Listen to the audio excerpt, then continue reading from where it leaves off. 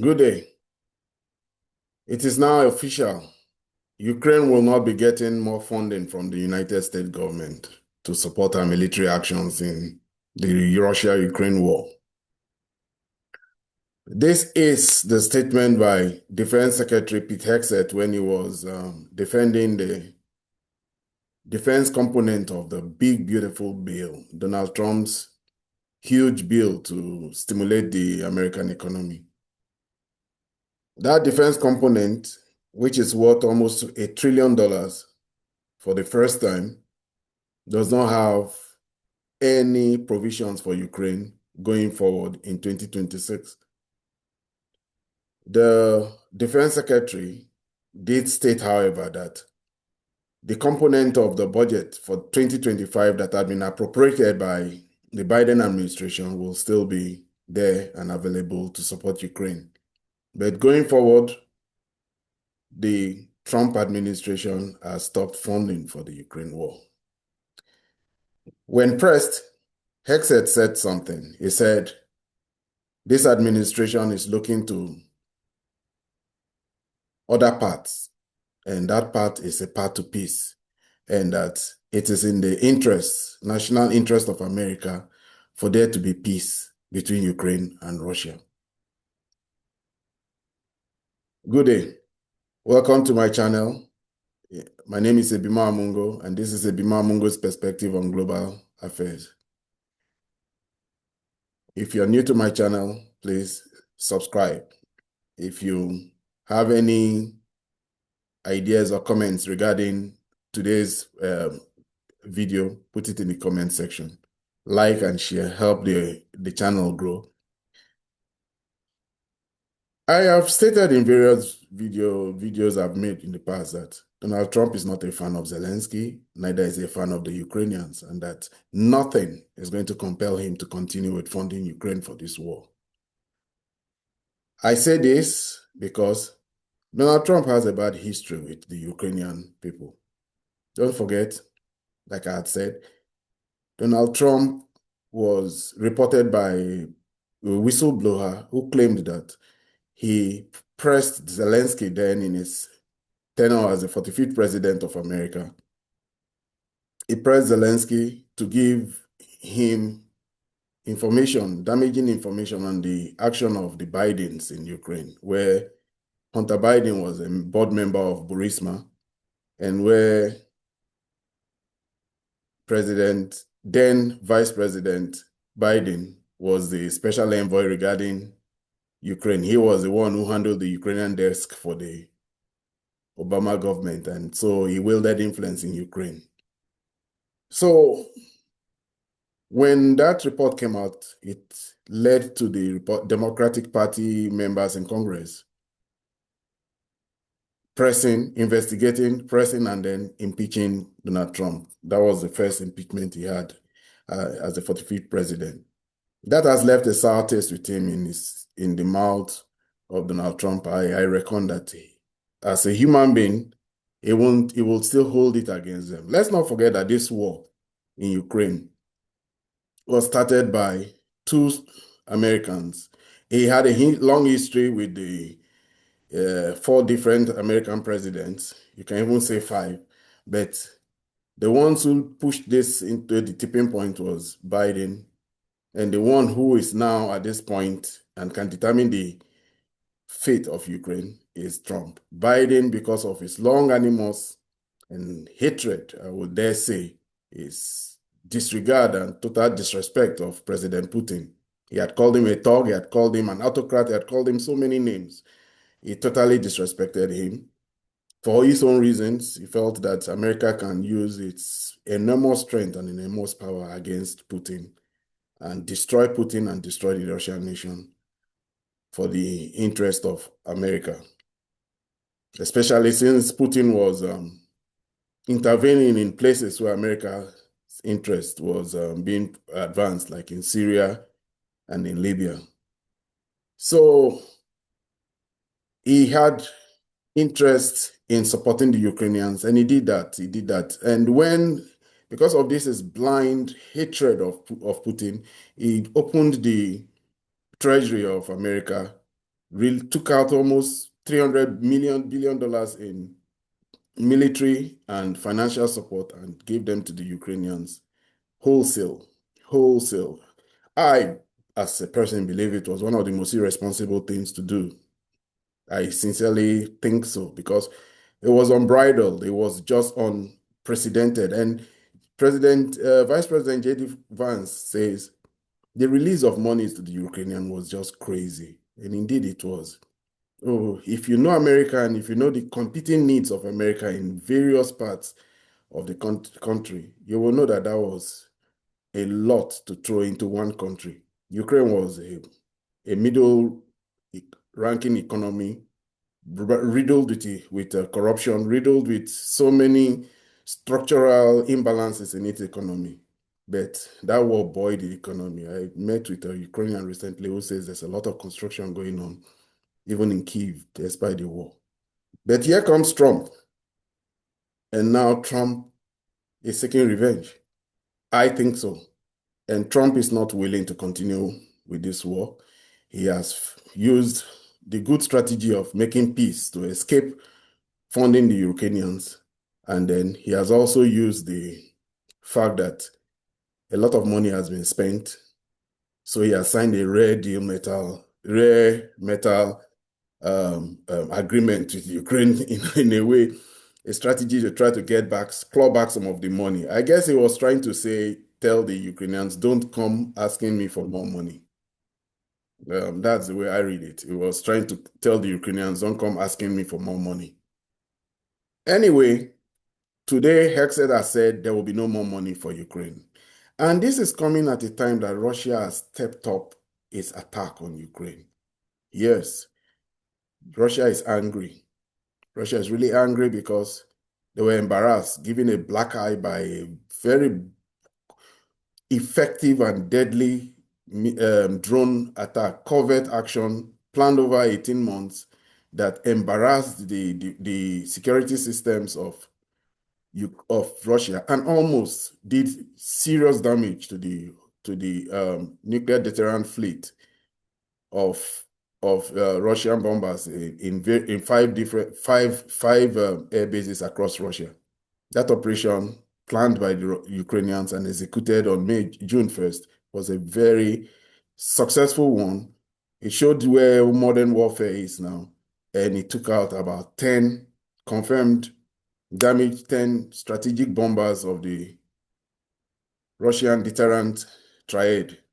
This has made them angry. Putin is angry, and added to that, the Ukrainians have launched various drone attacks that have taken out bridges, taken out trains, affected so many things, taking out oil depots and refineries and all that. And it's telling now. Now Moscow is full of a lot of security, and every day we see the FSB, the Russian Secret Service is clamping down a lot of Ukrainian agents because the SBU has transited from fighting the war to now covert actions, which the Russians call terrorism. So that action was very, very embarrassing for the Russians, and the Russians have stepped it up. Now the Russians are pushing on the war front.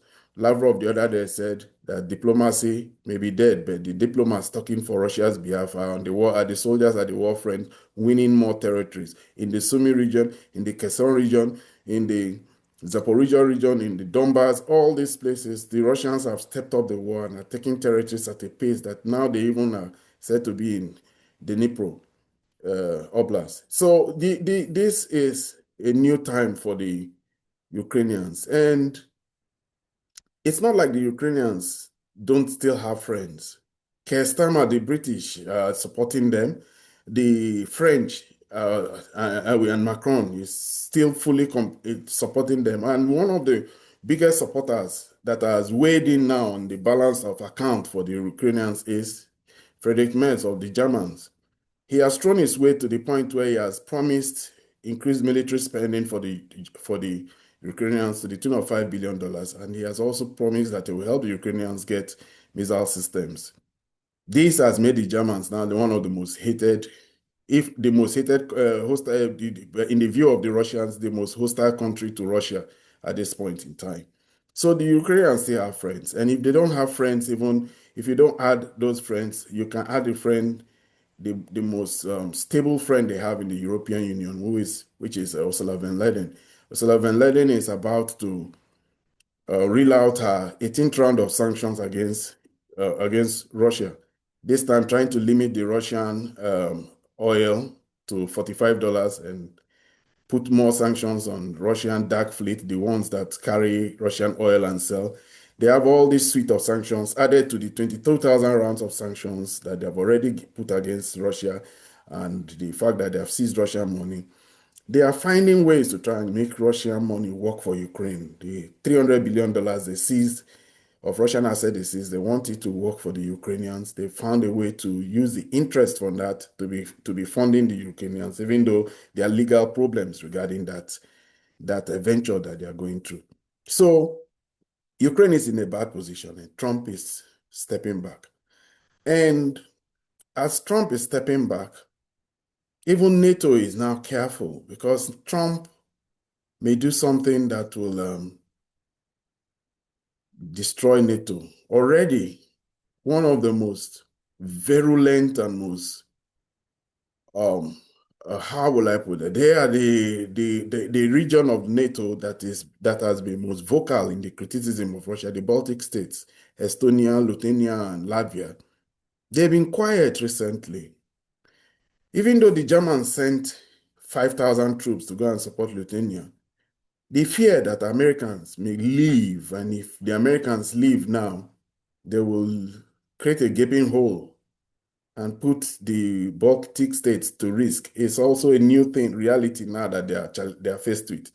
So NATO is in crisis. NATO is trying to redefine itself because America has been the umbrella, the support, the pillar, the stanchion on which NATO stood. And if America leaves, the pacifying role that America plays in Europe, we should not forget, have been the most quarrelsome group of nations this world has ever seen. From the Germans getting at the let's state from when the Germans getting at the French, and the French getting at the British, and the British getting at the Spanish, and the Spanish, it has been war over the centuries, unending, to the point where we had two great world wars. So now having the America under the umbrella of NATO, it has pacified Europe for almost 80 years until this process of NATO expansion started taking in countries that had traditional history with Russia and who had a reason to want revenge against Russia. Countries like Poland, countries who went under NATO when Clinton and Bush pushed this NATO expansion agenda until it got to the door front of Russia, and the Putin said, no, this one is an existential threat to us, so we will not let Ukraine, Georgia, or Moldova to be part of this organization because they are right by our border. That is the crux of the matter. That these countries are just by the border of Russia, and the Russians say, no, we don't want it. And when Georgia insisted, there's a president called Saakashvili. I recall the Russians made a strong statement when they flew a jet fighter over his presidential convoy, and Saakashvili found cover under a car. That was the president trying to save himself when fight Russian jets. And when Russia intervened and supported two breakaway regions, Ostesia and I think Askadia. Some of these names are very hard to remember all the time, but I know them. Georgia has never been the same, and Georgia has chosen that it's best to be at peace with Russia, and they now have a very good relationship, despite all the attempts by the French and other European globalists to install their own candidates and intervene in Georgian elections last year. The same too has happened in Moldova. So Russia has redefined its neighboring space, and has said that you can't disrespect us and bring nuclear weapons right to the tip of our doorsteps. And this is the reason why, in insisting in joining NATO, Ukraine is at war now with Russia. But at this point in time, Russia is very important to the strategic considerations of Putin. Considerations in the Arctic, considerations as regards the Middle East. Russia is a power broker in Libya. Russia is a power broker in Africa. Russia is a power broker, influential with Iran, influential in the Caucasus. But now, one of the greatest horrors of every American policymaker is to see Russia in a strategic alliance with China at a time that the Americans want to pivot towards having an engagement with China to stymie the growth of China economically and militarily. It's best you destroy China even before they try to start to become an hegemon. China says that our Confucius background will not let us become a regional hegemon. Let's not forget, China has had 1,000 years of history and they never tried to dominate anybody. Several years of 5,000 years of history and over 1,000 years when they were the global hegemon, the most powerful country in the world. And they didn't go conquering all their neighbors. They just believed that they were the center of the world and the people should come to them. And that was the philosophy that brought the Europeans to them. So now Russia, America wants to go and contain China, block her off becoming a regional hegemon, block her off seizing influence in the whole of the South China Sea, contain China so that traditional allies through the first island chains that are allies of America, Japan, Philippines, Taiwan, and all these other countries, they want to contain China, but they are tied down now in the Ukraine war, and Trump really wants to extricate himself. And these recent actions by Zelensky, the attempt to make peace, the doggedness with which Zelensky is saying that all the conditions of the Russians are rejected, and rather he is putting his own conditions on Russia. He says Putin should be put before a war criminal. They should pay reparations to the Ukrainians. They should give back Ukraine to 1991 borders. Things that are very hard to and unrealistic in many people's reckoning to do.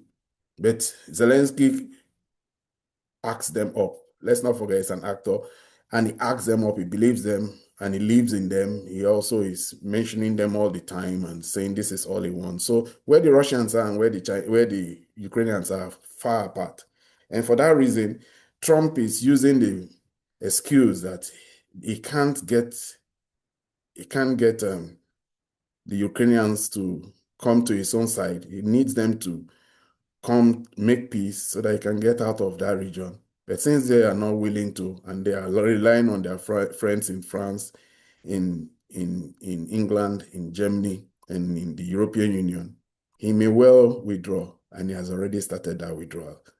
So it is very clear now. The big, beautiful bill, for the first time in 3 years, there will be no mention of Ukraine joining NATO. For the first time in 3 years, there will be no funding for Ukraine in the budget of America. And in an attempt by NATO not to make Donald Trump angry, they are not going to push the Ukrainian agenda in the coming NATO meeting in Hague. They are going to limit wording about Ukraine. At least that's the statement, or that's the revelation we found in a news report by Bloomberg recently. So Ukraine is losing one of its biggest supporters and promoters of this war, United States. And we don't know where that is going to lead Ukraine. We don't know how Russia may want to take advantage of that. It seems like Russia doesn't really mind. If America is in the fight, fine. Pete Hegseth said that China also wants the war to continue so that America will stay bogged down in Russia. The war is a slow-burning one for the Russians. They are fighting an attritional war. They are not making big moves. Their whole aim is to degrade the Ukrainian army. It is one of their stated aim, And the method at which they have adopted to fight this war is achieving that objective. Slow degradation of the Ukrainian army until one day it collapses. And we don't know if Donald Trump's backing away from the Ukrainians, whether overtly or covertly, will lead to that destruction of the Ukrainian army and the Ukrainian will sooner than later. This is my video for today. I thank you for being with me to this point. If you followed me to this point and you are not yet subscribed, please subscribe. If you have opinions and ideas about what I've said today, please leave them in the comment section. And please like, share, help the channel grow. Until I see you next time in the next video. Thank you.